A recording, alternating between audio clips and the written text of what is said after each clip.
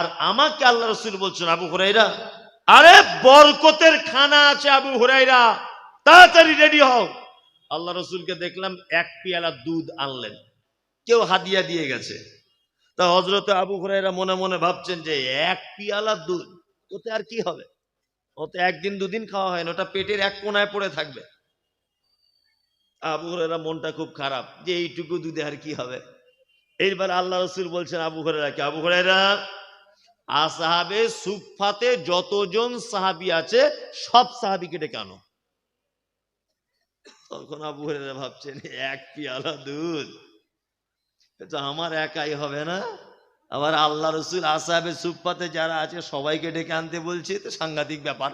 কিন্তু আল্লাহ রাসূল আদেশ করেছেন, এটা তো অমান্য করার কোনো জায়গা নেই। হযরত আবু হুরায়রা চলে গেলেন। চলে যাওয়ার পর সমস্ত সাহাবীদেরকে ডেকে আনলেন। একজন দুইজন করে দুধ পান করাতে হলো, 1 থেকে 150 জন সাহাবী দুধ পান করে নিলেন। আবু হুরায়রা পান করছেন, একবার পান করলেন, বিশ্ব নবী বললেন, আবু হুরায়রা তুমি আবার পান করো। হযরতে আবু হুরায়রা দ্বিতীয়বার পান করলেন, বিশ্ব নবী বলছেন, আবু হুরায়রা তুমি আবার পান করো। হযরতে আবু হুরায়রা বলছেন, ইয়া রাসূলুল্লাহ, আমার আর পান করার কোনো পরিস্থিতি নাই, আমার এত দিনের ক্ষুধা, সমস্ত ক্ষুধা যেন আমার মিটে গেছে, আমার পেটে আর কোনো জায়গা নাই। হযরত আবু হুরায়রা বলেন, আমি পরিতৃপ্ত সহকারে দুধ পান করলাম, আর 1 থেকে 150 জন আসহাবে সুফফাতে যত সাহাবী ছিল সমস্ত সাহাবীদের দুধ পান করে পেট ভরে গেল। আমি আল্লাহর নবীকে যখন পেয়ালাটা দিলাম, দেখলাম দুধ যেমনকার দুধ তেমন রয়েছে, কমাবাসি কিছু নাই। আচ্ছা, এটা একটা আশ্চর্য ঘটনা না? আমরা যদি আল্লাহর ওলিদেরই ঘটনা শুনবো, তা আমরা এইগুলো শুনবো, তাই না? চলুন আর একটা আপনাকে মজার ঘটনা বলে দিই। খন্দকের যুদ্ধ হয়েছিল জানেন? খন্দকের যুদ্ধ, ওই জায়গাটায় খন্দক, এই আমার দিকে দেখুন, ওই জায়গাটায় মুশরিকদের ঘাঁটি, আর এই জায়গাটায় মুসলিমদের ঘাঁটি।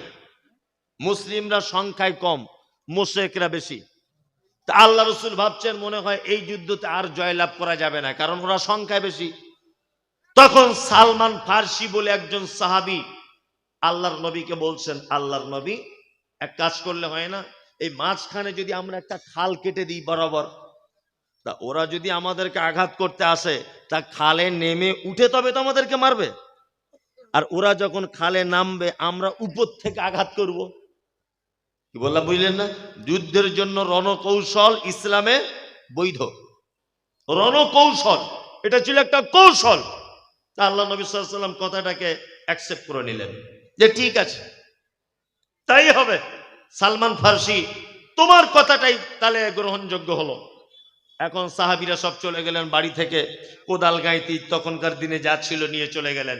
তবে খন্দকের ওই পরীক্ষাটা খনন করার জন্য আল্লাহ নবী সাল্লাল্লাহু আলাইহি ওয়াসাল্লাম বলেছিলেন, যতদিন না পর্যন্ত পরীক্ষা খনন শেষ না হবে, আশু প্রয়োজন ছাড়া, অতিরিক্ত প্রয়োজন ছাড়া একজনও কেউ বাড়ি যেতে পারবে না, কোন সাহাবী।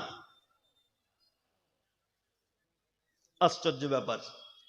সাহাবীরা কি বলে, দুই দিকে এরকম হুল করা থাকে, গাঁইতি না কি বলে, গাঁইতি, গাঁইতি চালাচ্ছেন। আর মরুভূমি তখনকার দিনের পাথরের জমিন, গাঁইতিতে পাথর পড়ছে, ছোটখাটো ভেঙে চলে যাচ্ছে। তা একজন সাহাবী এত জোরে গাঁইতি মারছেন, কিন্তু এত বড় একটা পাথর যে পাথরটা ভাঙছে না। সাহাবীরা তখন বলছেন যে আরে আমাদের মাঝখানে আছেন আমাদের নবী মুহাম্মদ সাল্লাল্লাহু আলাইহি ওয়াসাল্লাম, আমরা এত কেন টেনশন করব, আল্লাহর নবীকে ডেকে আনবো। আল্লাহর নবীকে কাছে গিয়ে যাওয়া হলো, বিশ্ব নবী এলেন, আল্লাহ রাসূল বরকতের হাত দিয়ে গাঁইতিটা ধরলেন, যে পাথর সাহাবায়ে কেরামগণ হাজার চেষ্টা করে ভাঙতে পারলো না, সেই পাথর আল্লাহ রাসূল মারলেন, তা ধুলার মতো উড়ে চলে গেল। হযরতে জাবের বলছেন, আল্লাহ রাসূল যখন এইভাবে হাত তুলেছেন, আমি দেখতে পেলাম আল্লাহ রাসূলের পেটের দিকে, যে আল্লাহ রাসূল পাথর রেখে দিয়েছেন পেটে। আল্লাহু আকবার। কে বলছেন? হযরতে জাবের।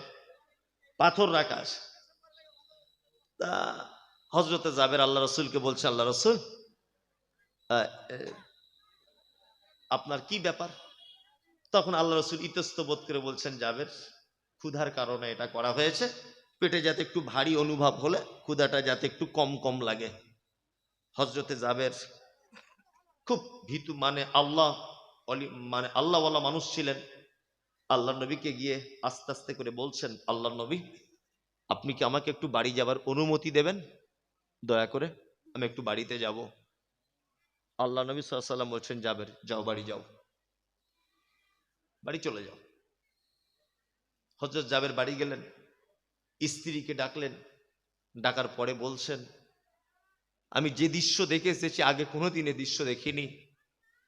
বিশ্ব নবী মুহাম্মদ রাসূলুল্লাহ সাল্লাল্লাহু আলাইহি ওয়াসাল্লাম খন্দকের পরীক্ষা খনন করতে গিয়ে গাঁইতি যখন উঁচু করেছেন, ওনার পেটে পাথর বাঁধা আছে, ক্ষুধার তাড়নায়।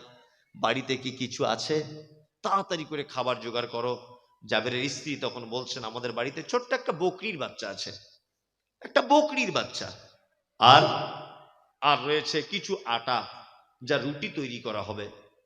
তখন জাবের তখন বলছেন, তাহলে এক কাজ করো, আমি বকরি জবাই করে দিই, তুমি তাড়াতাড়ি রান্না বান্না করো, রুটি টুটি পাকাতে শুরু করো, আমি আল্লাহর নবীকে ডেকে আনছি।